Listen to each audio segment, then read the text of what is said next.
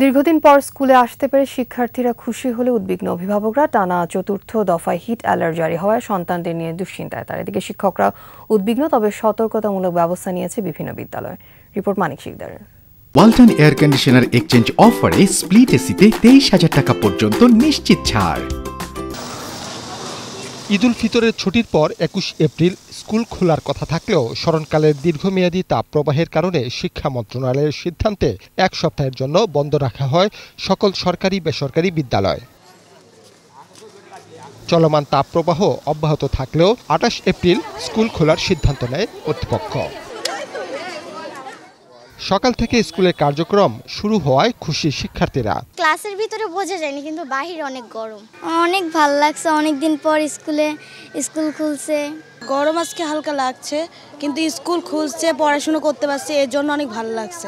তবে তারা চতুর্থ দফা হিট ওয়েভ সতর্কতার মাঝে স্কুল খুলে দেওয়ার সিদ্ধান্তে উদ্বিগ্ন অভিভাবকরা। আমরা তো দুপুরবেলা নিয়ে আসি বাচ্চাদের, যখন আসবে ওরা স্কুলে সারাদিনে যেন গাছপালা না কি রুদ্র, আমরা কিন্তু টিকতে পারতেছি না। বাচ্চারা ক্লাসে কিন্তু ওরা অসুস্থ হয়ে যাবে। হিট অ্যালার্টে দেখা যাচ্ছে বাচ্চারা রোদে খেলাধুলা করবে, দুষ্টামি করবে, ক্লাসেও অতিরিক্ত গরম, ওরা অসুস্থ হয়ে যাবে।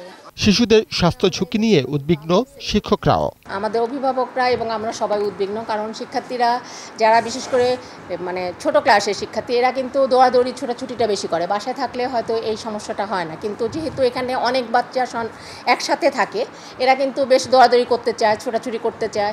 আর যেহেতু গরমটা বেশি, পানিটাও ঠিক মতো হয়তো খায় না। পুরো ক্লাস করতে যায় যদি দেখি যে আমাদের শিক্ষার্থীর বিভিন্ন ধরনের অসুখ, যেমন এই প্রচণ্ড গরমে অনেকের ডায়রিয়া বা বিভিন্ন ধরনের রোগ বালাইতে আক্রান্ত হয়, সেই ক্ষেত্রে আগে তো জীবন বাঁচানোটা আগে আমাদের ক্ষেত্রে। সরকারি সিদ্ধান্ত মেনে নিয়ে যথাসময়ে শুরু করেছে বিদ্যালয়ের কার্যক্রম। স্কুল মাঠে খরতাপে অ্যাসেম্বলি না হলেও নিয়মিত হচ্ছে ক্লাস। আমরা সরকারি সকল নিয়ম মেনেই আমরা কাজগুলো করছি। শিক্ষার্থীর উপস্থিতিতে আপনি দেখলেনই, ভালোই উপস্থিতি ভালো আছে, তারা ক্লাস করছে।